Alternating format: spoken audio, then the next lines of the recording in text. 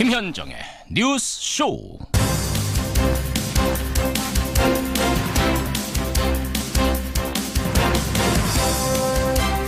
애청자 여러분 안녕하십니까? 오늘 아침은 날씨가 뉴스입니다. 서울 영하 12도, 바람 때문에 체감온도는 영하 19도까지 떨어졌습니다. 원래 겨울이 춥다지만 이번 한파는 북극에서 내려온 한기라 그런지요. 며칠이 지나도록 꼼짝 않고 강력합니다. 그런데요, 일명 김영란법은 시행 1년 만에 결국 꼼짝했습니다. 농축수산물 선물에 대해서는 10만 원까지 올리고 대신 경조사비는 5만 원으로 줄이는 안이 어제 통과가 된 건데요. 농어민들은 환영이지만 왜 누구는 안 되고 누구는 되는 것이냐, 형평성 논란도 불거집니다. 이러다가 계속 슬금슬금 꿈쩍꿈쩍 뒤로 후퇴하는 건 아닌지, 부정부패 원천 차단이라는 원래 취지를 잊어서는 안 될 겁니다. 김현정의 뉴스쇼 출발하지요.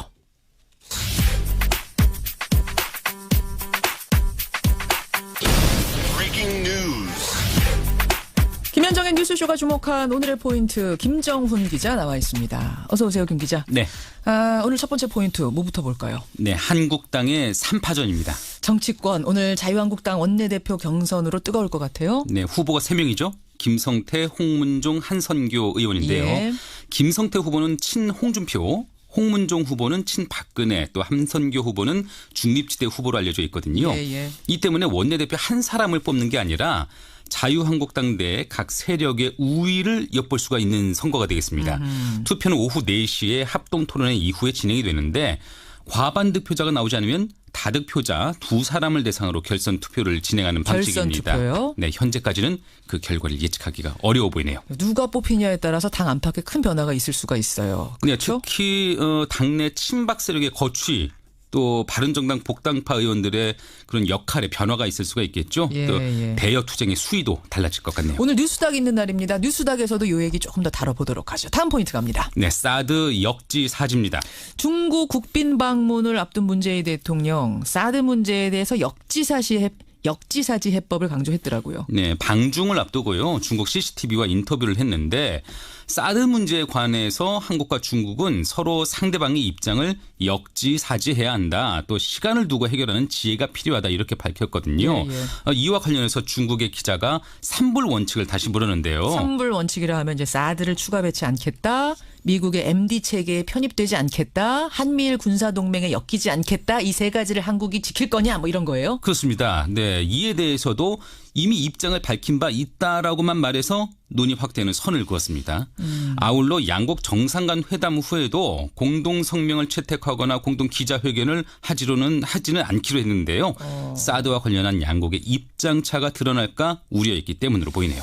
그래요. 내일 중국을 찾는데 문 대통령 마음이 결코 가볍진 않을 것 같아요. 정상회담을 하는데 공동 성명 채택도 안 하고 공동 기자회견도 안 하고, 이게 사드 앙금이 완전히 가시진 않은 느낌? 그야말로 봉합이죠. 그렇죠. 마지막 포인트 봅니다. 구속시험대에 오른 전현 실세들입니다. 전현 실세들. 이명박 정부 때의 김태효 전 대외전략비서관, 또 문재인 정부의 전병헌 전 정무수석, 오늘 구속 여부가 가려지는 겁니까? 네. 김 전 비서관은 군의 댓글 공작 혐의, 그리고 전병헌 전 수석은 홈쇼핑 업체로부터 뇌물을 받은 혐의로 오늘 영장 실질 심사를 받게 됩니다. 김태훈 전 비서관은 이명박 전 대통령의 메신저로 불리는데, 만약에 구속이 된다면 군의 정치계 의혹에 대한 수사가 이 전 대통령에게 향할 수 있을 것으로 보이고요. 전병헌 전 수석의 경우에는 지난달 한 차례 구속영장이 기각됐죠. 오늘 두 번째네요. 그렇습니다. 현 정권 실세를 타겟으로 잡은 검찰이 얼마나 보강 수사를 했을지 지켜봐야 되겠습니다. 그래. 우병우 전 민정수석에 대해서도 검찰이 또다시 구속영장 청구했다는 소식도 있더라고요. 이번이 세 번째죠. 세 번째죠. 예, 세 번째 영장 청구인데 구속 여부는 내일 영장 실질 심사를 통해서 가려질 예정입니다. 법원이 그냥 북적북적하네요. 그렇습니다. 여기까지 김정훈 기자 수고하셨습니다. 네.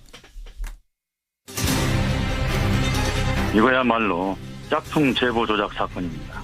DJ 비자금 관련 자료를 각서체 전달했다는 내용은 사실이 아닙니다. 모 의원님이 강력히 징계를 해야 한다고 주장했다고 합니다.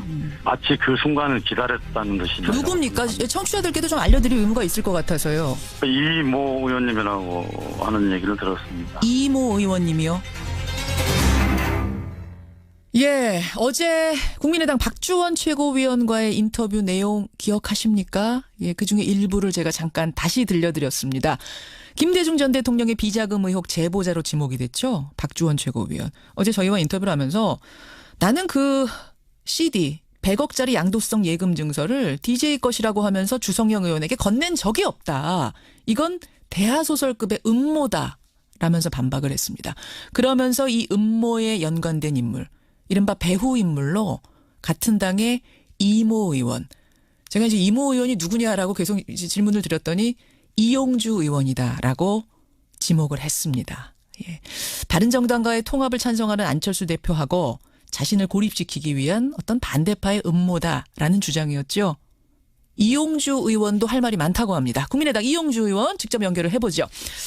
이용주 의원님, 이모 의원님 안녕하세요. 예, 제가 제 이름보다 이모 의원으로 더 알려진 이용주 의원입니다. 예. 아니, 그러니까 박주원 최고위원은 이거는 음모고 그 음모의 배우가 이모 의원, 이용주 의원이다 이렇게 지목을 했습니다. 그러게요.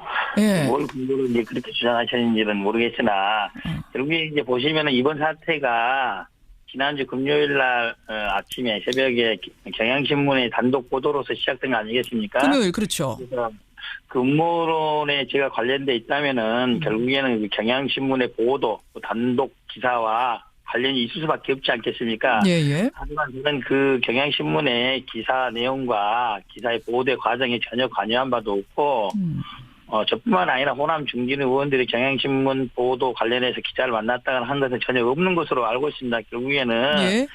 이번 사태의 음모론의 근원지로 저를 주장하는 것은 번지수를 잘못 짚은 것이다. 번지수를 잘못 짚은 거다. 근데 박주원 예 말씀하세요. 박주원 최고님께서 지난 금요일 날 징계 절차를 제가 강력히 주장했다고 하는데 그것도 사실관계가 약간 틀린데요. 당일 오후에 저희들이 의원총회 연석회의가 있었는데 예. 그 당시 당의 모 중진 의원께서 사안의 시급성을 감안해서 비상징계 절차를 밟는 게 어떠냐라는 의견을 내셨고 다른 의원들도 많이 동의를 하셨습니다. 저도 동의한 것은 사실입니다. 그리고 그런 의견에 안철수 대표도 동의를 해서 비상징계 절차를 밟도록 하는 의견이 나왔던 것이지 제가 주장한 적 없다. 징계 절차를 해야 된다. 이런 의견을 냈던 것은 아닙니다. 그렇고 그 징계 주장하신 분은 박지원 전 대표시죠? 제가 직접 거명하지는 않겠습니다만은 어떤 당의 중진 의원이 그런 의견을 먼저 냈던 것은 사실입니다.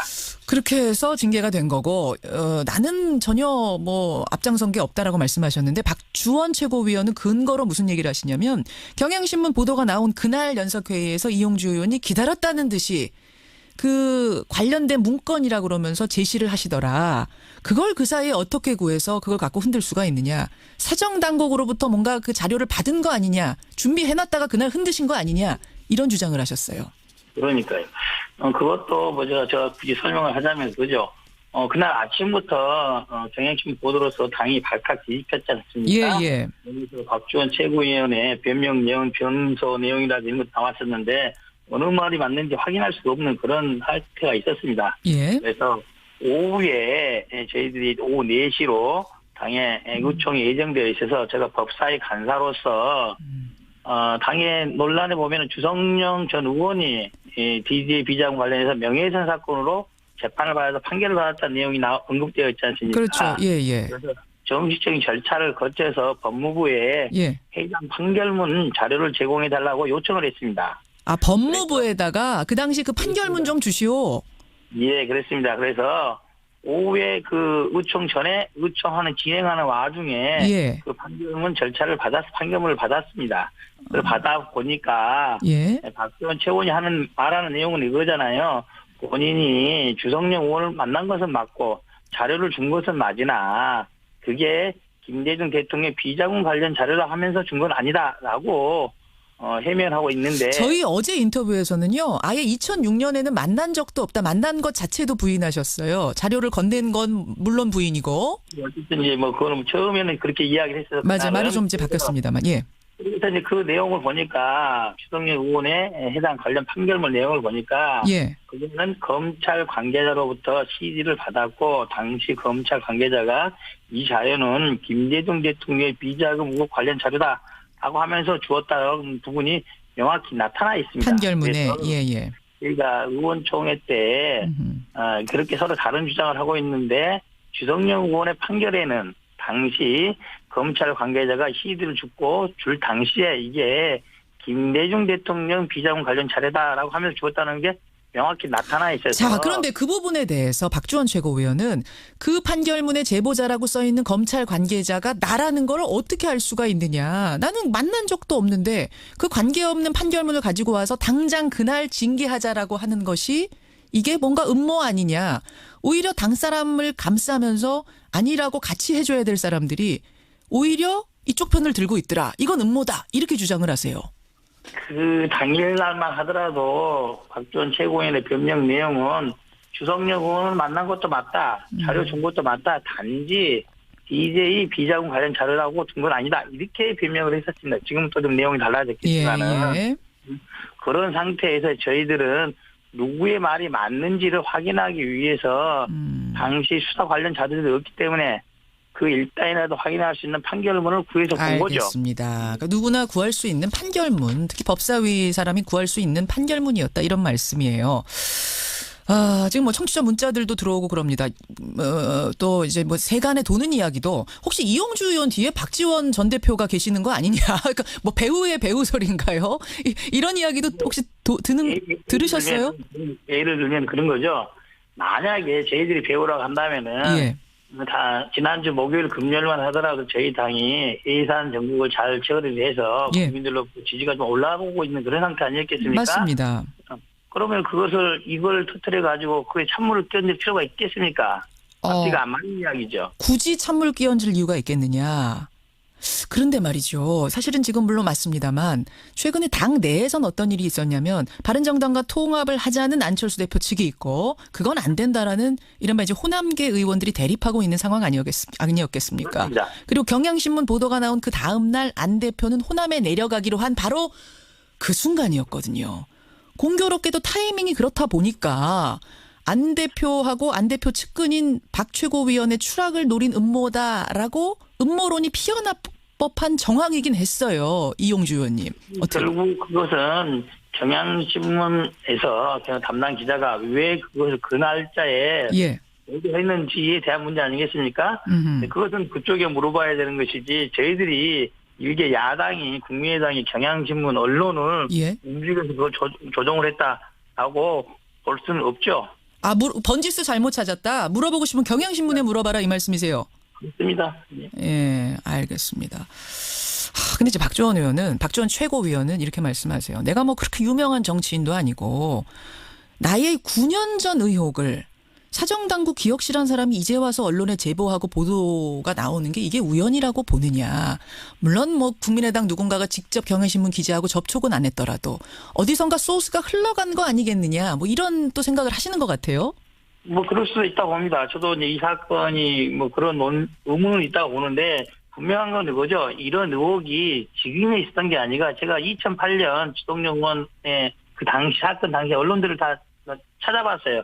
찾아봤더니 그 당시에 이미 주성영 의원이 관련 자료를 검찰 관계자로부터 받았고 줄 당시에 DJ 비자금 관련 자료를 줬다는 내용이 2008년도 언론 보도에 자세히 나와 있어요. 그래서 마치 이런 언론 보도 내용을 박지원 최고위원께서 마치 지금 처음 듣는 것처럼 하는 것은 맞지 않다. 앞뒤가 안 맞다. 이렇게 말씀을 드릴 수밖에 없습니다.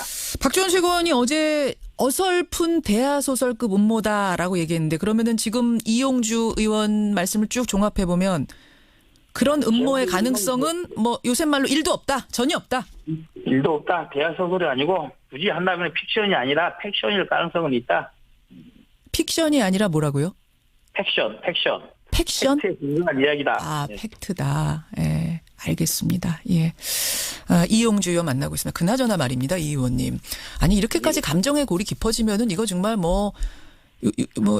이미 심리적으로는 이혼한 거 아니냐, 당이. 이런 얘기 나와요.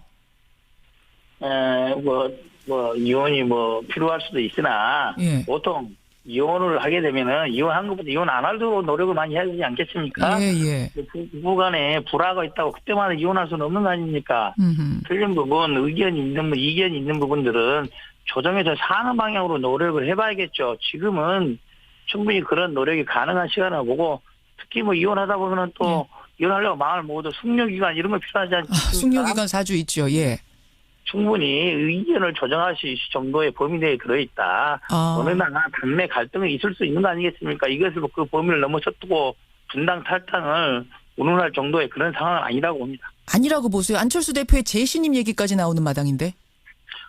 재신임이란 것은 지금 당내에 바른정당 통합을 둘러싸고 여러 가지 이견들이 많이 있는 건 사실이죠. 방법론 쪽뿐만 아니라 방향에 대해서 그렇죠. 그런 것들에 대해서 당 대표가 당내 의견을 조정하고 조율할 필요성은 있고 그게 리더십의 문제로 리더십의 문제에 봉착되어 있는 건 사실입니다. 그리고 내년에 지방선거를 앞두고 있기 때문에 좀 더 명확한 리더십을 수립할 필요도 있기 때문에 안철수 대표에 대한 리더십의 재신임 문제는 논의될 수도 있는 그런 상황이라고 봅니다. 알겠습니다. 어제 주성영 의원 녹취록을 박지원 최고위원이 갖고 있다고 했는데 이것도 공개해야 된다고 보세요? 그렇습니다. 제가 보기로는 박지원 최고위원이 현재와 같은 입장에 있는데 주성영 의원이 거기에 대고 입을 맞춰달라 했다 이렇게 말하는 것은 정치인으로서 신뢰라든지 명예에 심대한 훼손이 되지 않겠습니까? 이것은 상사적으로 구속될 수도 있는 큰 문제이기 때문에 주성영 전 의원도 명확한 입장을 밝혀야 될 것이고 특히 박지원 최고위원께서 녹취록 지금 공개하셔야 합니다. 지금. 며칠 있다 하겠다 그러지 마시고. 며칠 있다 하겠다. 왜 며칠 있다 하면 안 되나요? 예를 들면은 수요일 목요일로 징계 절차가 예정돼 있는데 결제 불쑥 내게 되면 또 그게 편집이 됐네 안 됐네 어디가 빠졌네 이렇게 또 새로운 논란이 날 수도 있지 않습니까? 그러니까 알겠습니다. 지금 공개해라. 빨리 공개하는 게 맞다. 논란을 종식시킬 수 있다. 이렇게 봅니다. 여기까지 말씀 듣겠습니다. 고맙습니다. 예, 감사합니다. 국민의당 이용주 의원이었습니다.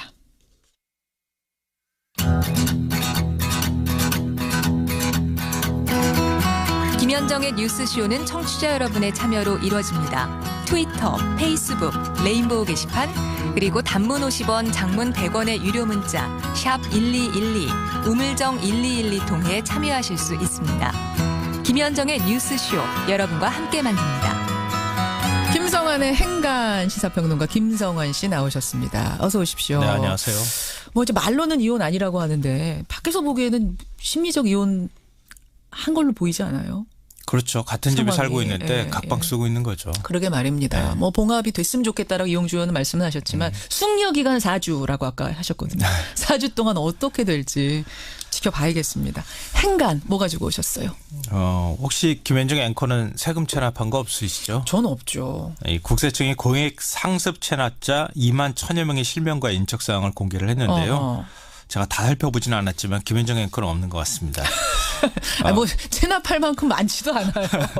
그래도. 이들이 체납한 세금이 11조 4,700억 원 규모. 올해 예상 국세 수입이 251조 원인데요. 그거에 비하면 4.6%에 달하는 어마어마한 금액이었습니다. 이 국세청 고액 상습 체납자 명단 공개. 이 뉴스의 행간을 좀 살펴볼까 합니다. 상습 고액 체납자만 추렸는데도 11조 4,700억. 네. 이야, 어마어마하네요. 올해부터는 명단 공개 대상이 3억에서 2억 이상으로 확대가 됐죠. 네. 그래서 공개된 명단도 작년보다 한 4,700명가량이 늘어났는데요. 이 체납 금액은 지난해보다 1조 8천억 그러니까 14%가량이 줄어들었습니다. 국세청은 이게 우리가 열심히 걷었기 때문이다 이렇게 자화자찬을 좀 하기도 하던데요.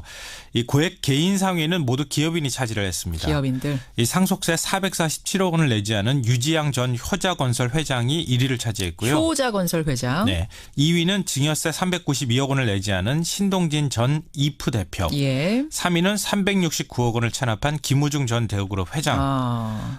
그리고 유병원 전 회장의 세 자녀 유섬나, 상나, 혁기 씨도 포함이 됐는데요. 이게 이제 본인 스스로가 만드는 어떤 그런 체납액이라 죄송합니다. 아유, 날이 추워서. 체납액이라기보다는 유병원 회장 사망으로 유 전 회장에게 추징됐던 증여세 115억 원이 상속이 된 겁니다. 여기도 증여세. 네. 이 최원석 전 동아그룹 회장, 이 노래 희나리로 유명한 가수 구창모 씨. 학창 시절에 굉장히 좋아했던 것 같은데요. 구창모 씨요? 희나리에? 네. 하이틴 스타 출신 배우 김혜선 씨도 포함이 됐습니다. 김혜선 씨는 뭐 열심히 갖고 있다 이런 입장을 밝히기도 했고요. 이 체납자들은 체납액이 2억 원 밑으로 떨어지지 않는 한 계속 명단에 남게 돼서 공개됩니다. 국세청의 고액 상습 체납자 명단 공개, 이 뉴스의 행간 이면도 분석해 주시죠. 예, 첫 번째 행간은 갈수록 돈 숨기는 방법이 진화하고 있다입니다. 돈 숨기는 방법. 대표적인 게 위장 이혼 뭐 이런 거 아니에요? 네, 맞습니다. 그렇죠. 뭔가 잘못됐다 그러면은 일단 한쪽으로 재산 다 몰아주고 그다음에 이제 서류상으로만 이혼을 하는 건데요. 그렇죠. 30억 원을 탈루한 한 부부 얘기입니다. 국세청 직원들이 집수색에 들어갔는데요. 금고 2개를 찾았습니다. 2개. 근데 문을 열어주질 않아요. 금고에. 원래는 금고문을 딸 수가 있는데 이럴 때 따지 않고 설득을 한다고 합니다. 새벽까지 승강이를 벌이다가 문을 열었는데요. 결국 열었어요. 5만 원권 4억 3천만 원 다발. 4억 5천만 원 상당의 골드바 3개가 쏟아졌다고 합니다. 그 조그마한 금고에 그러면은 잠깐만 얼마 들어있는 거? 거의 한 10억 원이 들어가 있는 거예요. 9억 원 정도 가까이 들어있었던 거죠. 골드바 3개가 이렇게 4억 5천만 원 들려면 엄청나게 컸을 것 같은데요. 그러게 말이에요. 또 국세청 수색에 대비해서 돈 숨기는 방법도 천태만상입니다. 어떤 식입니까? 예전에는 수색에 들어왔다. 그러면은 문을 안 열어주고 기다리고 있다가 그 사이에 돈 숨기는 거거든요. 세탁기에 갖다 넣어놓든가 아니면 아궁이에 넣는 경우도 있었습니다. 이게 또 전통적인 방법이었죠. 이번에는 소파가 등장했습니다. 소파가요? 이 범죄 영화 보면 소파 칼로 쫙 뜯으면은 현금 막 나오는 거 그거 보신 적 있으시죠? 영화에서 봤죠. 그런 영화 장면이 똑같이 있었던 거예요. 진짜로요? 소파 등받이에 1,000만 원짜리 수표등 4천만 원을 숨겼다 들통난 사람도 있다고. 와, 그럼 이 사람은 국세청에서 이렇게 들이닥칠 걸 알고 평소에 알고 살았다는 거잖아요. 아예 그렇죠. 다 대부분 들이닥칠 줄 아는 거죠. 이 정도 고액 체납자들. 소파 등받이에다가. 네네. 참 대단하네요. 쫓기는 자와 쫓는 자 정말 그야말로 세금 전쟁입니다. 두 번째 행간은요? 두 번째 행간은 숨기는 게 더 쉽다는 인식이 팽배하다입니다. 그래요? 이 국세청 명단을 보면은요. 이 국세청이 뭐 공개를 하는 것도 중요하지만 더 그 이전에 잘 걷는 게 중요하지 않겠습니까? 그렇죠. 근데 국감에서 공개된 자료나 이런 것들 보면 고액 상습 체납자에 대한 징수율이 1.2%에 불과합니다. 1.2%? 네. 그러니까 이걸 뒤집어서 해석하면 제대로 못 걷거나 안 내고 있거나거든요. 그러니까 국세청 직원들이 허구한 날 체납자 집만 찾아다닐 수는 없잖아요. 그렇죠. 뭔가 제도적 보완이 좀 필요하다는 거고요. 납세자들도 차라리 안 내는 게 낫다고 하는 인식을 갖지 않도록 국세청이 과세 형평성을 확보할 수 있는 방안이 좀 필요하다는 겁니다. 버티면 버틸 수 있다 이런 인식을 깨야겠네요. 그렇죠. 네. 그리고 낼 사람들이 좀 제대로 내줘야 되고요. 당연하고요. 마지막 행간은요? 마지막 세 번째 행간은 비트코인 투자보다 체납자 신고가 훨씬 더 쉽다입니다. 체납자 신고가요? 네. 요즘 뭐 비트코인 광풍이라고 하잖아요. 뭐 하루 등락폭이 40%에 육박하고 잠도 못 자고 투자하고 있다고 하던데요. 자칫하면 쪽박차는데 이거에 비하면 체납자 파파라치가 훨씬 더 수익성이 좋을 수 있습니다. 신고하면은 이거 돈 줍니까? 징수액의 5에서 한 15%까지 주고요. 최대 금액을 20억까지 줄 수 있다고 합니다. 파파라치한테? 예. 명단 한번 유심히 살펴보십시오. 우리 집 동네 주변에 누가 있는지. 재벌집 근처에 살아야 되는 겁니까? 여기까지 오늘의 행간 수고하셨습니다. 네, 고맙습니다. KBS 파업 100일이 되는 날입니다. 지난 5일부터요. KBS 새노조의 위원장은 무기한 단식 농성을 하고 있고요. 광화문 광장에서는 노조원들이 돌아가면서 비리이사 해임을 촉구하는 24시간 릴레이 발언을 하고 있습니다. 말이 그렇죠. 이 추운데 24시간을 돌아가면서 끊이지 않고 말을 한다는 게 이게 보통 일은 아닐 거예요. 그만큼 절박하다는 얘기로 들립니다. 자, KBS 파업 100일이 되는 날 아침 광화문 현장 연결해 보겠습니다. 여러분도 잘 아시는 분이죠. 그 눈사람 기자로 익숙한 KBS 박대기 기자 광화문 현장에 있습니다. 박대기 기자 안녕하세요. 네, 안녕하세요. 광화문 어디쯤에 계십니까? 네, 저는 광화문 이순신 장군 동상 앞에 있습니다. 동상 앞에 오늘 아침 온도가 영하 12도 좀 많이 추우시죠? 아, 네. 올 겨울 들어서 가장 추운 날씨라고 합니다. 예. 좀 춥네요. 입도 약간 얼어붙고요. 예. 입도 얼어붙고. 오랜만에 목소리 들으니까 되게 반가워요. 예. 지금 뒤쪽에 뭔가 뭐 시끄러운 소리 들리는데 이게 무슨 소리입니까? 아, 예. 저희 그 KBS에서 일하는 언론인들이 24시간 연속 발언을 하고 있습니다. 지금 160시간이 넘었는데요. 일주일째 계속 돌아가면서 이제 왜 파업을 하는지 그리고 이제 KBS가 어떻게 바뀌어야 되는지 이런 발언을 하고 있습니다. 발언 중이군요. 예, 그 소리랑 좀 섞여가지고 조금 들으시는데 불편하실 수도 있지만 여러분들 조금 양해하면서 들어주셨으면 좋겠습니다. 예. 저는 박대기 기자가 광화문에 나가 있다고 해서 이거 눈까지 오는 거 아닌가 걱정했는데 눈은 안 오네요, 오늘 다행히. 예, 오늘 하늘은 다행히 맑습니다. 그래요. 그 24시간 릴레이 발언을 하는 심정이 어떠세요? 예, 뭐 날씨도 춥지만은 사실은 저희가 지금 반팔 입고 파업을 시작했거든요. 그래서 이제 반팔 입고 파업을 시작했는데 지금 뭐 눈 오고 이렇게 추운 날씨까지 계속될 줄은 처음에 예상을 못했었습니다. 그래서 좀 약간 마음이 좀 조급해지긴 하는데요. 그래도 이제 그동안 저희가 반성해야 될 것도 많고, 예, 그런 시간이었던 것 같습니다. 반성을 하면서 어떻게 또 KBS를 바꿔야 될지 이런 것들을 서로 의논도 하기도 하고요. 그랬던 시간인 것 같습니다. 아니 진짜로 24시간 안 끊어지고 얘기를 하는 거예요? 예, 그 발언한 영상은 유튜브에서 지금도 이제 실시간 중계되고 있고 그동안 이제 발언한 영상은 시청자분들이 다 찾아보실 수 있을 겁니다.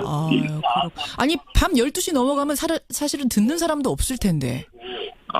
예, 그렇지만 또 심야에 활동하시는 분도 있으시기 때문에 예, 계속 들으시면서 거기 이제 댓글로 이제 여러 가지 의견도 말씀해주시고 공감도 표시하시더라고요. 그래요. 예. 그 어떤 내용들을 주로 얘기들 많이 하세요? 예, 그 무엇보다 이제 그 KBS 내부에서 어떤 일들이 있었는지 잘 모르는 분들도 많이 계시기 때문에 예, 그동안 이제 어떤 문제적인 상황들이 있었는지 이제 자기가 경험한 것들 위주로 말씀하시고요. 그리고 이제 뭐 이런 점에서 끝까지 싸우지 못했다. 저희가 사실은 이제 지난 9년 동안 6번 파업을 했었습니다. 6번. 예, 그동안 파업은 제가 기억하기로는 임금 인상이나 뭐 이런 걸 위해서 파업한 적은 한 번도 없고요. 항상 이제 공정방송이 흔들리는 상황, 그러니까 이제 보도라든지 교양 프로그램이라든지 이런 것들이 이제 나가야 될 방송이 안 나가고 이런 상황이 벌어져가지고 파업이 계속 벌어졌는데요. 예. 그런데 이제 저희가 뭐 제대로 끝까지 싸웠으면은 어떻게 저희 힘으로 이렇게 해결할 수 있었겠지만은 왜 그러지 못했나 이런 걸 반성을 하고 있습니다. 반성도 하고 오늘 아침 뉴스를 보니까요. 근데 박대기 기자 노조가 지목한 그 비리 이사에 대해서 방통위가 해임 절차에 돌입했다 이런 뉴스가 나왔더라고요. 그럼 이제 다 된 거 아닌가요? 해결된 거 아닙니까?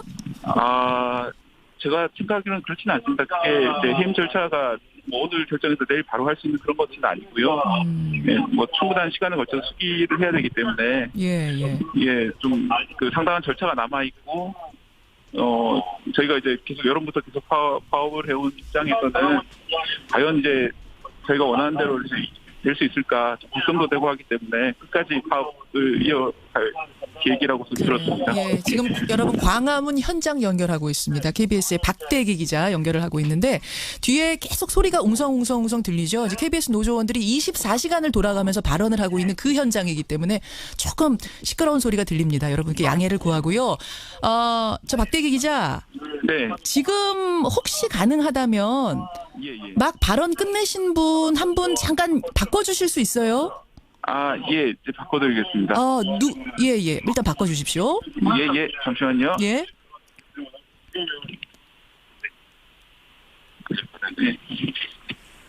네, 여보세요? 안녕하세요. 네네. 누구십니까? 네, 저는 KBS 영상제작국의 카메라 감독 김기룡 감독입니다. 그리고 지금 저는 조합원 자격으로 지금 저희 릴레이 발언에 지금 참여하고 있고요. 예. 조금 전에 뒤에서 계속 말씀하시던 그분이신 거예요, 그럼? 네네네, 맞습니다. 그러시군요. 많이 추우시죠? 네, 좀 많이 춥긴 한데요. 예. 근데 저를 비롯해서 또 동료분들이 다 같이 나와가지고 릴레이 발언에 참여해 주시고 있어서 네, 그렇게 막 춥다는 생각은 안 드네요. 예. 그 주변에 있는 분들이 몇 분이나 계시는지 모르겠어요, 아침에. 근데 한번 지금 네, 거의 한 20분 가까이 계시는 것 같아요. 20분이나 아침에. 이게 가능한 건지 모르겠습니다. 생방송이니까 한번 제가 KBS의 직원들, 동료들 또 뭐 청취자들을 향해서 힘찬 기합 소리 한번 들려주실 수 있을까요? 주변 분들 같이? 네, 알겠습니다. 그러면 될지 모르겠어요. 예. 그럼 제가 다시 KBS 국민의 방송으로라고 구호를 외치면 그 동료 이제 선후배분들이 똑같이 후창을 하도록 하겠습니다. 한번 해보세요. 예. 예. 네, 그러면 하겠습니다. 예. 예. 다시 KBS 국민의 방송으로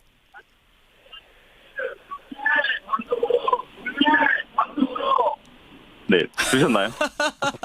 아니, 뭐 이렇게 크게 들리진 않았지만, 그 마음이 전달은 됩니다. 예, 장동님. 하여튼 추운데 고생 많이 하셨고요. 네. 얼른 가서 좀 뜨끈한 저 어묵 국물이라도 한 국자 드세요. 네, 아유, 감사합니다. 고맙습니다. 박대기 기자 좀 다시 바꿔주세요. 네, 다시 바꿔드릴게요. 예. 예. 박대기 기자. 예, 바꿨습니다. 예. 그래요. 아니, 거기 한 지금 20분 모여 계시다 그랬는데, 지금 MBC 돌아가는 거 보면 좀 부러우실 것 같아요. KBS 분들이. 예, 저도 어제 영상으로 MBC 이용화 기자가 휠체어를 타고 회사로 복귀하는 모습을 봤습니다. 예. 그래서 그동안 고생을 참 많이 하셨는데, 예, 부럽기도 하고 참 잘 되셨으면 좋겠다 생각 들고 그렇습니다. 솔직히 좀 부럽고. 예. 지금 많은 분들이 응원의 문자 보내주시는데, 이제 박대기 기자 하면은 눈사람 기자로 유명하잖아요. 근데 올겨울에는 뉴스에서 그 모습을 못 보고 파업 현장에서 봐야 되는, 파업 현장에서 뉴스를 지켜봐야 되는 입장이 되신 거예요. 예. 그렇죠. 바람이 있다면, 뭐 개인적인 소망도 좋고요. 예. 무엇보다 KBS가 국민의 진정한 사랑을 받는 공영방송으로 다시 돌아갈 수 있었으면 좋겠습니다. KBS는 모든 국민이 한 푼, 두 푼 내신 그 돈으로 만들어진 재산인데요. 그럼요. 그렇기 때문에 더더욱 국민을 위해서 방송을 했으면 좋겠고, 또 저는 기자이기 때문에 국민의 편에 서서 진실을 알리는 그런 감시견 언론인 역할을 다시 할 수 있으면 좋겠습니다. 그래요. 달라진 모습으로 꼭 돌아가고 싶습니다. 예, 많은 분들도 지금 KBS가 다시 정상화되면 정말 달라진 모습으로 시청률의 가치를 실현하는 좋은 방송 돼주시라, 이런 응원 문자 잊지 마시고요. 예. 다시 눈 맞으시면서 리포팅하는 모습 기대하고 있겠습니다. 예, 꼭 다시 현장으로 돌아가겠습니다. 그래요. 고맙습니다. 예, 고맙습니다. 광화문 현장에 있는 KBS의 박대기 기자. 지금 파업 벌써 100일이나 된지 몰랐네요. 100일 된 그 현장 연결해봤습니다.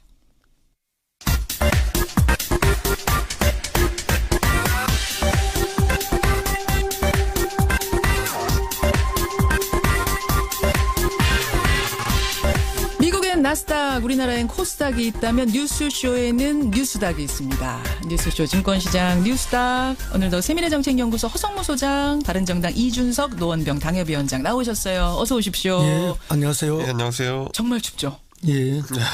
내복 입으신 분, 두 분. 예, 저는 어제부터 내복을 입었습니다. 허 소장이 착용하셨고, 우리 이준석 위원장. 맨날 입는데 오늘 아침에 급하게 나오느라 못 입었습니다.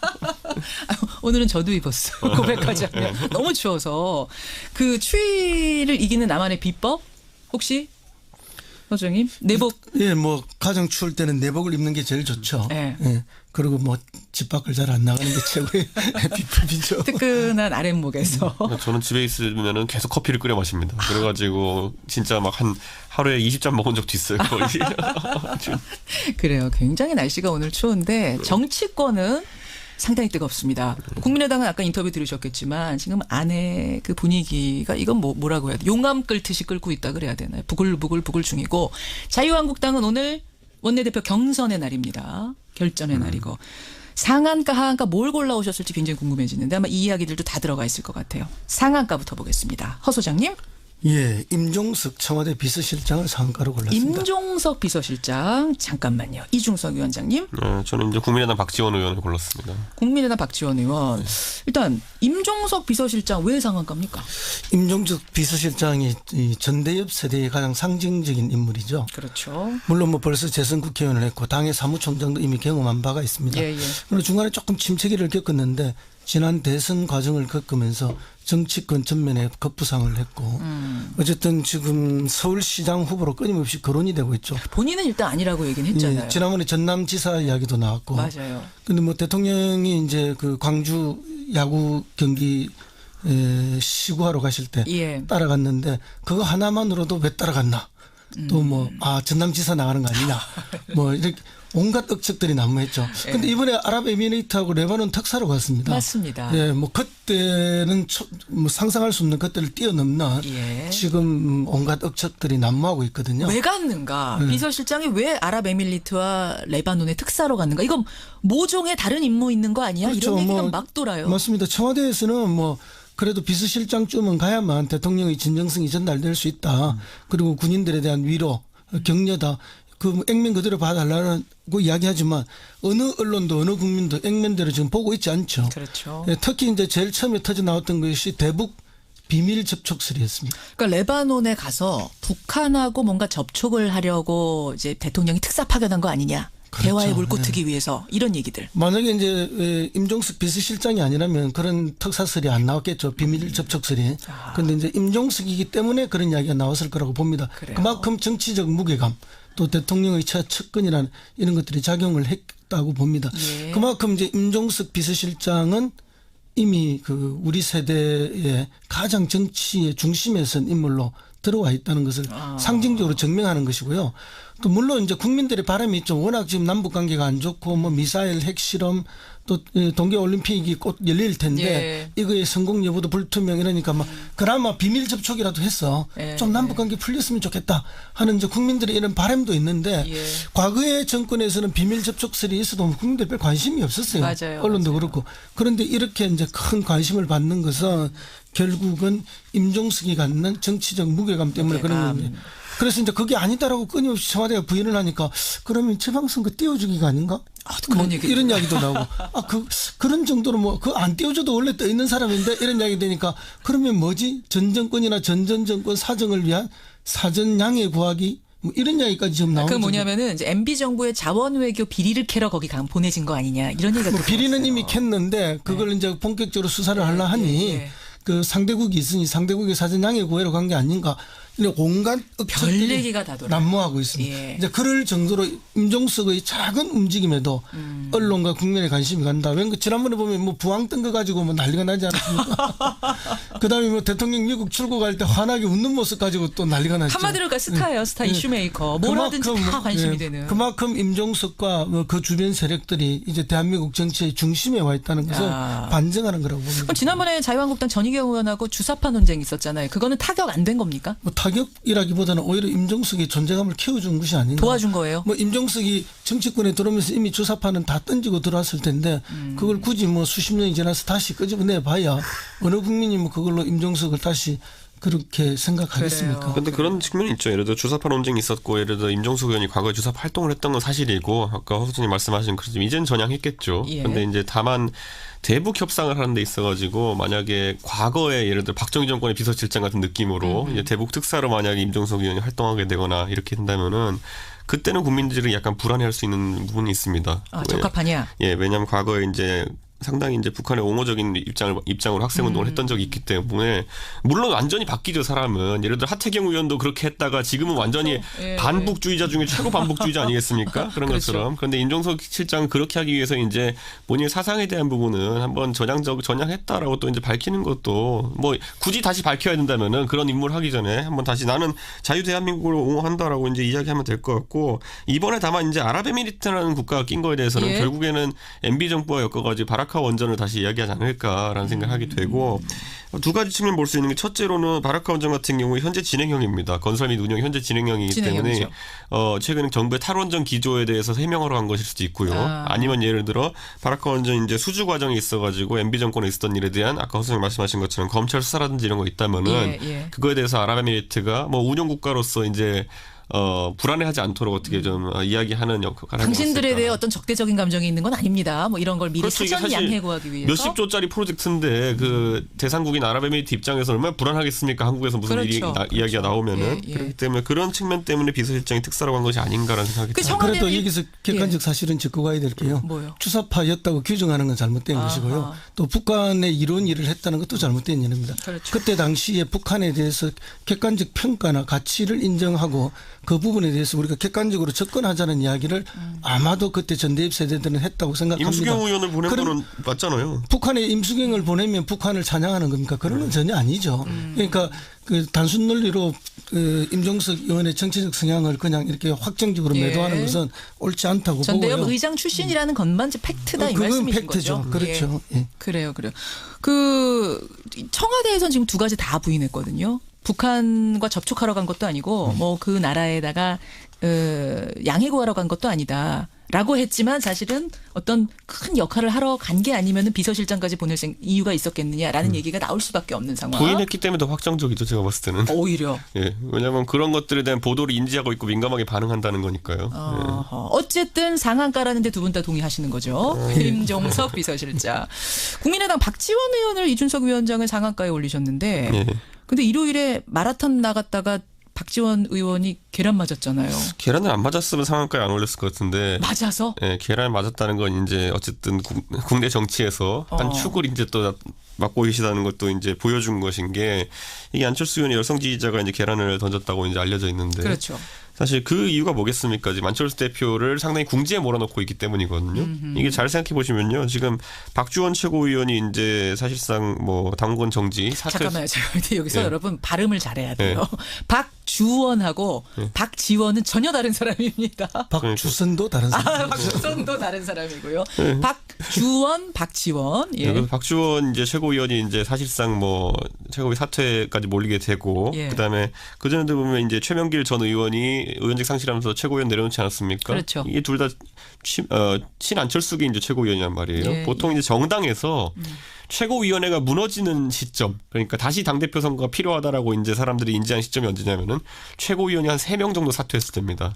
한 3명, 4명 정도 사퇴하게 되면은 이건 지도부로서 선출된 지도부로서의 기능을 하기 어렵다. 대표 다시 뽑아야 된다. 네, 대표 다시 뽑아야 된다라는 얘기를 하게 되는데 이미 국민의당이 이제 2명 정도 선까지 이제 온 거거든요. 이렇게 돼서 이제 3명 선 가게 되면은 지금 이미 어느 분들은 말을 하십니다. 안철수 대표에 대한 재신임을 물어야 된다. 또는 뭐 사퇴해야 된다. 이런 얘기가 나오고 있는데. 박지원 의원이 말씀하셨죠. 네, 그러니까 이제 이런 부분에 있어가지고 박지원 의원이 사실 이런 국면을 만든 것이 아니냐. 혹시 뭐 아무래도 DJ 대통령에 대한 이야기니까 뭐 박주원 최고위원에 대한 얘기도 아마 박지원 의원이 뒤에서 물밑조율한 거 아니냐라는 의혹도 있고 저는 전반적으로 지금 이 시간이 흘러갈수록 시간은 그 박지원 대표의 편입니다. 시간은 그러니까 호남파, 통합 반대파 편이다. 그러니까 안철수 대표가 통합을 해서 어쨌든 지방선거에서 효과를 보려는 거 아니겠습니까? 근데 지방선거가 6월 13일이면은 4개월 전부터 이제 굵직굵직한 후보들은 예비 후보 등록이 시작되는데 그럼 2월 13일 아닙니까?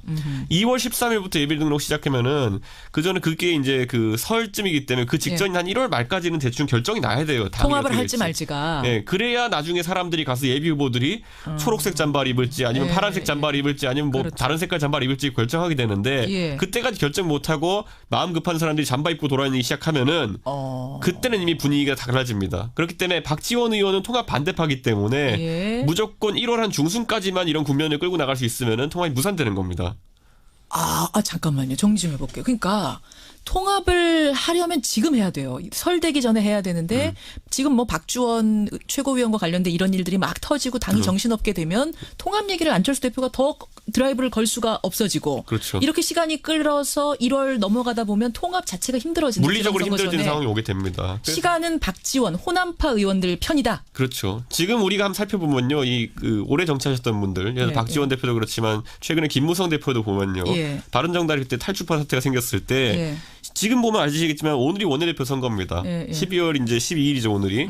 그렇게 되기 때문에 한 달쯤 전에는 자유한국당에 가가지고 후보군인 김성태 의원을 도와줘야겠다는 공감대가 있었던 겁니다. 알겠습니다. 그런 의미에서 그럼 통합 타이밍 놓쳤다고 보세요? 박지원 대표도 이제 1월 중순 정도까지는 끌면 된다 생각하고 역산해서 지금 이제 시간을 끌고 있는 겁니다. 그럼 통합 어렵다고 보세요? 어떻게 보세요? 지금 상황에서? 지금 상황에서 안철수 대표 그래서 많은 기대를 하지 않고 던지든지, 그러니까 아예 던지든지 그냥 던지고 무조건 하겠다 던지든지 아니면은 뭐 이렇게 뭐 협상하고 뭐 전국을 돌면 사람을 설득해서 하겠다 이렇게 하는 순간 박지원 대표 지원 전술이 그냥 말려서 불가능할 걸 봅니다. 자, 그런 의미에서 박지원 전 대표, 박지원 의원을 상한가로 뽑아오셨는데 제가 방송 전에 잠깐 들어보니까 허 소장님은 하한가로 국민의당 호남 중진들을 꼽으셨더라고요. 하한가로. 그 말씀은 그러면 호남파가 안철수 대표의 통합을 막지 못할 거라고 보시는 거예요? 허 소장님은? 통합을 하고 안 하고의 문제에 있어서 당의 이제 이게 역할이나 위상 이런 걸 보면서 지금 사실상 이제 당은 한 지붕 두 가족이지 않습니까? 거의 그 상태. 그런데 안철수 대표도 당을 깨고 나가지는 못해요. 먼저 깨고. 왜냐하면 그러면 자기 혼자 나가게 되는 거거든요. 일부 의원 데리고 가지만 자기가 박차고 나가게 되면은 비례대표들이 따라올 수가 없죠. 그러면 통합의 의미도 없고 통합을 해서 주도권을 행사할 수도 없는 겁니다. 그다음에 이제 그렇다고 해서 박지원 원내대표 전 대표를 중심으로 하는 호남 중진들도 당을 먼저 깨고 나가기는 어렵죠. 20석 이상이 확인돼야만 깨고 나갈 수 있는데 이제 그런 것도 아니지 않습니까? 그러니까 이제 방금 지연 전술이라고 했는데 시간 끌기. 뭐 그런 분석이 저는 타당하다고 봅니다. 그럼에도 불구하고 이 지연 전술이 뭔가 명분이 있어야 되거든요. 지연을 하려면 또는 그다음에 국민의당의 지지율을 올리기 위한 무슨 대안이 있어야 되거든요. 그런데 그런 지지율을 올리기 위한 대안이나 명분은 별로 없습니다. 그러니까 결국은 이렇게 계속 내부 싸움만 하면서 시간 끌기를 하는 데에서 호남 중진들의 모습이 기득권 지키기가 아닌가. 왜냐하면 이런 모습을 우리는 과거에 더불어민주당을 깨고 나갈 때도 똑같이 반복해서 보여줬거든요. 그러니까 이런 모습들이 반복되는 걸 보면서 도대체 그러면 이분들이 내세우는 정치를 하는 이유는 뭐고 목적은 무엇인가. 그런 명분은 무엇인가 이렇게 봤을 때 뭐 이렇게 국민적으로 대중적으로 확 와닿는 설득력이 없는 거죠. 그런 의미에서 하한가. 그렇죠. 그렇게 되면 정치라는 게 커다란 명분과 대중적 호소력으로 하는 건데 그것 없이 오로지 나의 기득권이나 나의 정치 생명 유지나 이런 걸로만 비춰진다는 거죠. 그랬을 때 호남 중진들은 정치 구단이 돼서 자기의 정치적 이익은 잘 지킬지 모르지만 국민적으로 크게 박수받는 모습도 아니다는 거죠. 그러니까 어쨌든 안철수 대표를 견제하는 건 유능하게 잘 하고 있어요. 그런 면에서 보면 호남 중진들은 정치 구단이고 안철수 대표는 정치 구급의 모습을 보여주는 게 맞습니다. 그게 지난번에 그 목표에서 마라톤 대회가 있었죠. 김대중 대통령의 정신을 계승하기 위한 제1회 마라톤 대회. 맞아요. 제1회 마라톤 대회에서 보여준 건 뭔가 김대중 대통령의 정신은 온데간 데 없고 당권 다툼을 하고 있고 권력 다툼, 계란이 날아다니고 이런 모습. 내가 맞아서 다행이다 또 이 얘기가 화제가 됐어요. 그건 이제 정치 구단의 모습이죠. 그거는 여유 있게 닦아내는 모습. 그게 정치 구단의 모습인 거예요? 뭐 당했지만 웃을 수 있는 사람.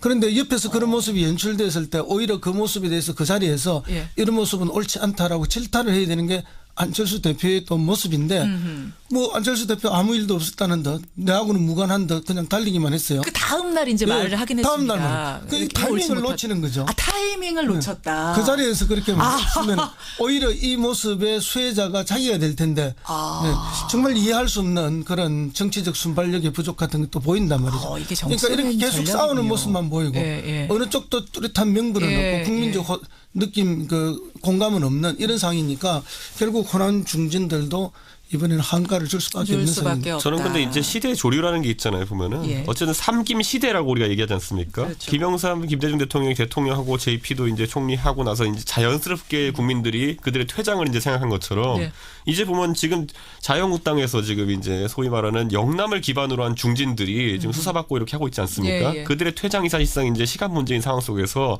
그럼 호남을 기반으로 한 어쨌든 중진 의원들에 대해 가지고 국민 감정이 어떻게 될지는 아까 허 소장님 말씀하신 것처럼 결국 자연스럽게 이제 시대가 이제 그분들의 역할이 축소될 것이다라는 생각을 하게 되기 때문에 이번에 결국 국민의당에 계신 지금 뭐 물론 박지원 의원 같은 분도 그렇고 중진분들 같은 경우에는 그 조류에 대한 저항도 어느 정도 있는 것 같습니다. 보면은 지금 더 이상 이제 지역구 또는 이제 박지원 대표도 이제 계속 얘기하는 게 국민당에서 DJ 정신 살리겠다라고 얘기하는데 사실 어떤 이론도 20년, 30년 지속되는 이론은 없습니다. 그런데 DJ 대통령께서 대통령 하신 지 20년 됐거든요, 이제. 근데 그 상황에서 그걸 붙들고 지금 젊은 세대에게 어필하기는 쉽지가 않습니다. 젊은 세대들에게. 알겠습니다. 그런 것도 깔려 있을 수 있다는 분석. 이렇게 되면 이준석 위원장이 하한가로 자연히 가게 되는데 하한가 누구 골라오셨어요? 저는 이번에 자유한국당 원내대표 경선을 골랐습니다. 자유한국당 원내대표 경선 오늘 치러지는 이 얘기 안 할 수가 없죠. 지금 여러분 후보를 다 알고는 계세요. 청취자 여러분. 일단 관심이 너무 저는 이게 166석의 제1야당 원내대표 경선하는데 이렇게 분위기 안 사는 거죠. 처음 봤어요. 저는 왜냐하면 이번에 사실 후보 116석. 후보 나온 분들 사실 보면요. 그 친박을 대표해서 홍문정 의원 그리고 중간지대를 대표해가지고 한성교 의원 그리고 이제 뭐라고 해야 될까요? 그 홍준표계 더하기 김무성계를 대표해가지고 이제 김성태 의원 이렇게 있는데요. 사실 이분들이 이렇게 표현한 거지만 러닝메이트 구하는 것도 참 힘들었습니다. 구하기는 구했나요, 다? 네, 다 구하긴 구했습니다. 그래가지고 가장 특이했던 거는 이제 김성태 의원 같은 경우 같은 수도권에 있는 친박계 의원인 함진규 의원은 이제 러닝메이트를 정하는 등 각자 이제 개파색을 좀 옅게 하려고 하는 노력들을 많이 했는데 저는 뭐 이렇게 표현할 수 있는 게 뭐냐면은 선거 결과는 이미 보인다. 뭐냐면 첫 번째 이제 1차 투표해가지고 이제 과반 없으면 결선 가거든요. 근데 1차 투표에서 김성태 의원이 과반을 획득할 경우 될 수 있겠지만은 그렇지 못한 경우 누가 올라와도 한성교 의원이 된다. 한성교 올라오기보다는. 잠깐만요. 아직 투표 안 했는데 이렇게 말씀하셔도 되는지 모르겠지만 예측은 결선 투표 가면 한성교 의원이 될 거다? 그렇죠. 왜 그렇게 보세요? 왜냐하면 지금 이제 극명하게 예를 들어 김성태 의원과 홍문종 의원의 표는 호환성이 없습니다. 김성태 찍었던 사람이 갑자기 결선 가서 홍문종 찍을 사람 없고요. 네, 홍문종 찍은 사람이 갑자기 김성태 찍을 리는 없습니다. 그러면 여기서 이제 한성규 이제 의원이 왔다 갔다 할 수 있는 과반 저지하고 2등으로만 올라갈 수 있으면은 올라가면은 상대편 떨어진 사람 표를 싹 받습니다. 그래요, 허 소장님 어떻게 예측하세요? 예, 이런 예측이 뭐 충분히 가능하다고는 봅니다. 그러나 이제 이렇게 이제 1차전에서 가반 득표하기 참 쉽지 않죠. 팽팽한 구도니까. 그러나 이제 우리가 크게 보면은 홍준표라는 당권이 있지 않습니까? 당 대표입니다. 그런데 이제 물론 그분의 뭐 이런 개인적인 그것 때문에 싫어하는 분들도 당내에서도 많이 계시지만 그러나 이제 어차피 살아야 될 거 아닙니까? 근데 살아야 되는데 지금 두 가지 방식의 생존을 추구하는 거죠. 친박 계신 분들은 어쨌든 우리가 원내대표를 먹어서 우리 정치적인 활로를 개척해보자는 거고 강한 친박 그 의식이 아닌 분들은 어쨌든 당이 살아야 우리가 살 수 있다. 그럼 당이 살려면 어떻게 할 것인가? 그럼 지도부가 단합하고 대여 투쟁을 잘해줘야 된다. 그럼 어차피 홍준표가 지금 당 대표면은 홍준표와 맞추어서 갈 수 있는 원내대표 권력이 필요하다. 그래서 판단을 할 것이다. 같이 힘을 합쳐서 대여 투쟁을 해줄 원내대표를 필요로 하다. 그래서 김성태 의원이 지금 일단은 그렇죠. 저는 유리하다고 봅니다. 그래서 그게 이제 과반으로 바로 나타나 버리면은 정리가 되는데 만약에 이제 결선을 가게 되면 이건 누구도 예측할 수 있는 거죠. 결선에 오늘 가느냐 안 가느냐 여기를 지켜보는 게 핵심 포인트고 그런데 이제 여기서 이제 영향 끼칠 수 있는 변수가 뭐냐면요. 지금 사실 김성태 의원을 뽑는다 해가지고 김성태를 뽑는 게 아닙니다. 사실은 김무성 대표를 뽑는 거거든요. 김성태 의원을 뽑는 건 김무성 대표에게 힘이 실리는 거다. 그렇죠. 실제로 이제 원내대표의 권한이라는 게 뭐냐면은 이제 후반기 국회를 앞두고 상임위 배정이나 아니면은 뭐 이런 상임위원장 배정 등을 이제 담당하게 되기 때문에 그쪽으로 힘이 확 쏠립니다. 아무리 대표와 원내대표 체계가 양립한다 하더라도 그 상황 속에서 김무성 대표 아까 제가 잠깐 언급했지만은 12월 지금 이 원내대표 선거를 앞두고 11월 초에 무슨 일이 있어도 보수 대통합해야 된다라고 했던 이유가 뭡니까 보면은 결국 가가지고 김성태 의원을 원내대표 만드는 데 있어가지고 고양이 손이라 도와야 되니까 10표라도 더 던져야 된다라는 생각 때문에 급하게 간 거 아니겠습니까? 그렇죠. 그렇게 따져본다면은 이걸 이기게 됐을 때 결국에는 김성태 의원의 사실상 영향력 끼칠 수 있는 김무성 대표에게 당권이 간다고 보는 것이 맞습니다. 그렇기 때문에 이 부분에 있어가지고 그에 대한 저항감이 친박계는 상당히 작동할 겁니다. 친박의 반발이 작동할 그렇기 때문에 김성태 의원은 그걸 또 반발을 희석시키기 위해 가지고 함진규 의원 같은 경우를 대호에서 이탈시키려고 했던 거거든요. 그렇군요. 친박계를 끌어들이는. 그뿐만 아니라 이제 영남권의 원내 수석 부대표까지도 이제 손을 잡게 되는 거죠. 그렇군요. 이제 정치는 원래 합종 연행이 있는 거죠. 그렇기 때문에 이제 합종 연행을 김성태 의원 측에서 아주 그 지혜롭게 지금 잘 하고 있습니다. 그런 면이 이제 왜 어떻게 표를 모을지를 지금 아는 거죠. 그 다음에 이제 방금 그 김무성 의원과의 갈등설을 미리 이야기했는데 그래도 뭐 당연히 갈등은 정치 권력이라는 게 이제 한 단계에서는 연합하고 가다가 그 단계를 넘었으면 또 갈등이 생기는데 그래도 지방선거가 있기 때문에 그때까지는 그 표면 노출이 좀 덜할 것이다 저는 그렇게 봅니다. 오늘 친박이 어느 정도 뭉친지 보려면 투표 들어가기 전에 최근에 좀 곤란한 일을 겪고 있는 최경환 의원 그리고 좀 아프다고 알려진 이우현 의원이 투표장에 나타나는지 보면 됩니다. 그 정도로 이제 친박이 뭉치느냐 못 뭉치느냐 바지가랑이 다 끌어올려가 선거에 임하는지는 그걸 보면 알 수 있습니다. 이제 보면은. 오늘요. 최근 들어서 한 뉴스닥 중에 제일 정치적인 분석이 날카롭게 빛났던 허성무 소장님 안경도 중간에 끼시고 뉴스닥 상한가 한가 문을 닫으면서 이준석 위원장님 내일은 내복 입고 다니셔야 돼요. 감기 걸려 큰일 나요. 고생하셨습니다. 네, 감사합니다. 뉴스닥 감사합니다. 허성무 소장 이준석 위원장이었습니다.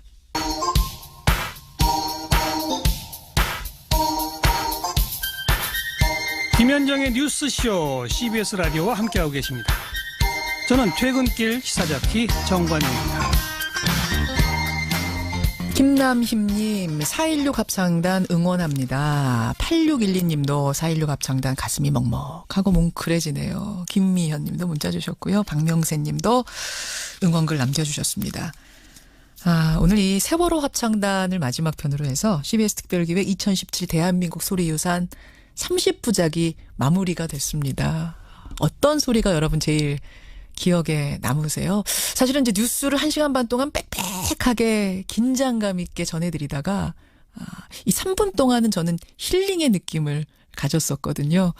30부작 그동안 고생해준 유창수, 민경남, 박선영, 김지민 PD, 또 정결이, 곽지연 리포터. 예, 고생 많이 했습니다. 청취자들께도 많은 힐링의 시간이 됐으면 좋겠습니다. 문자, 응원 문자 보내주신 여러분들 고맙습니다.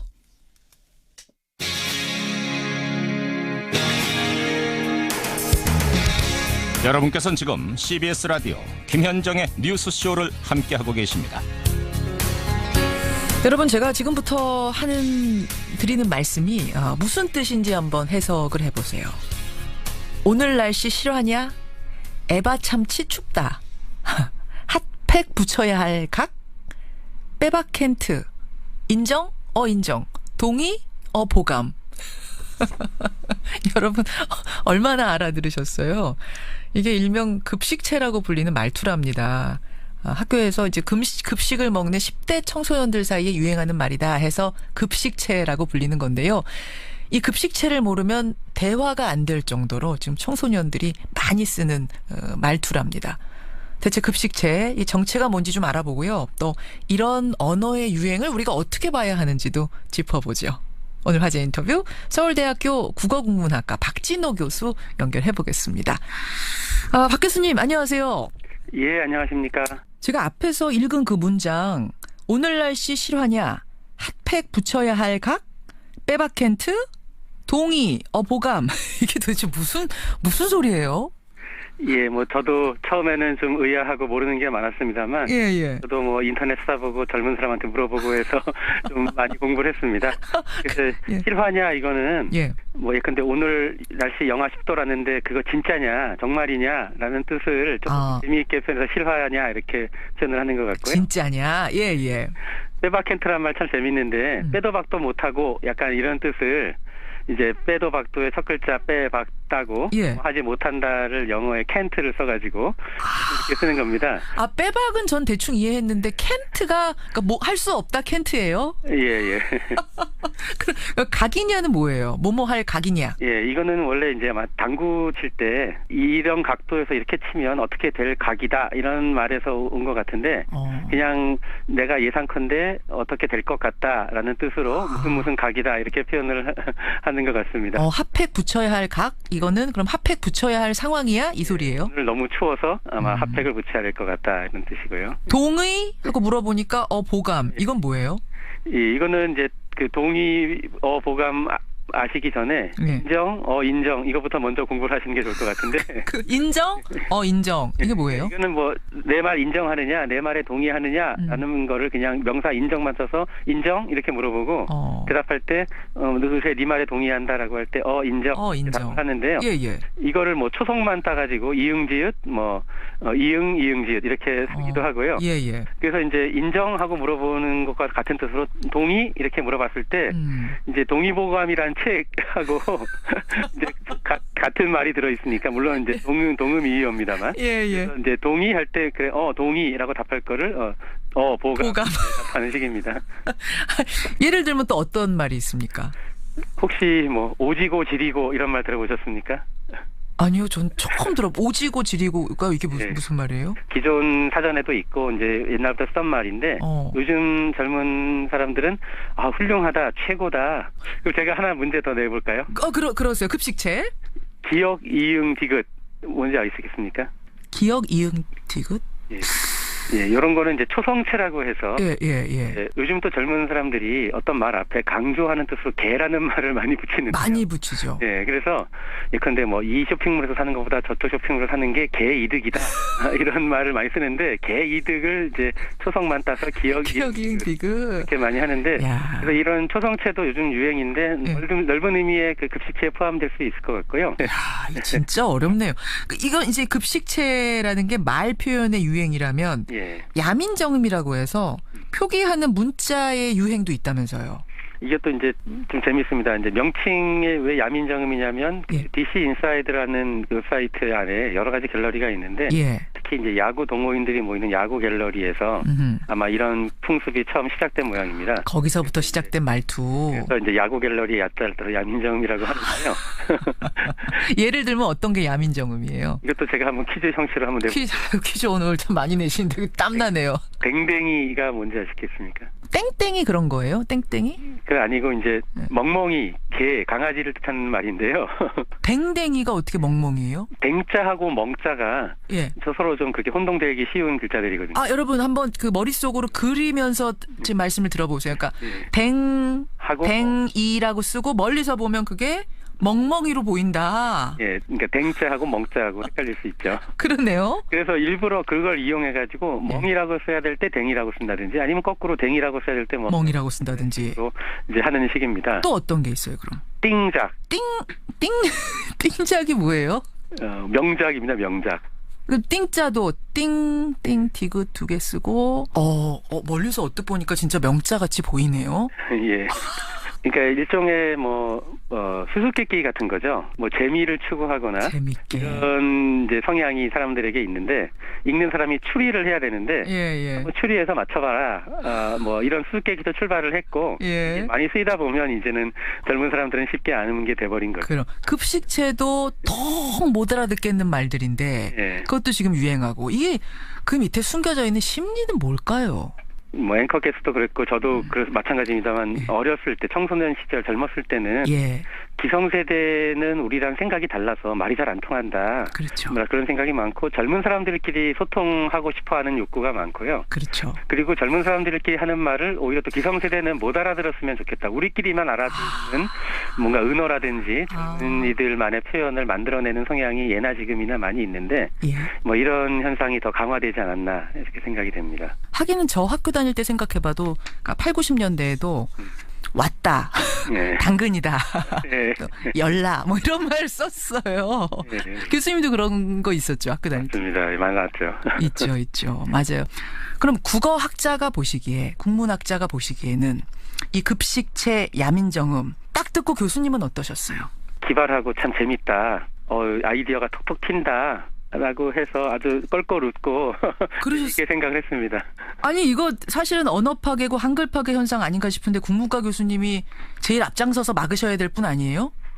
예, 사실 뭐 국어학자들 사이에서도 이런 현상에 대해서 견해 차이가 있습니다. 그러니까 이제 세종대왕께서 만약에 지금 이런 야민정음 같은 거를 보시면 무덤에서 벌떡 일어나서 화를 내실 거다. 뭐 이런 이야기를 하시는 분도 있습니다만 근데 한글은 파괴하면 왜 안 됩니까? 라는 질문을 던질 수가 있는 거죠. 다채롭게 되고 풍부하게 되는 데에서 좋은 점이 많다고 생각을 합니다. 그러면 이제 교수님 보시기에는 세종대왕이 지금 이 급식체나 야민정음을 들으신다면 세종대왕님도 껄껄껄 하실 수 있다 이런 생각이신 거예요. 예. 세종대왕이 당시에 개방적인 성품을 고려하면 야민정음에 대해서도 좋아하시지 않았을까 저는 그렇게 생각해 봅니다. 아, 그래요. 긍정적으로 볼 수 있네요. 정말 그러고 보니까. 오늘 교수님 해주신 말씀들 다 실화죠? 예. 금방 응용하시네요. 금방 빼박 팬트 이런 거 기억하면서 10대 아이들과 소통해 보겠습니다. 오늘 귀한 말씀 고맙습니다. 예, 감사합니다. 예, 서울대학교 국어국문학과 박진호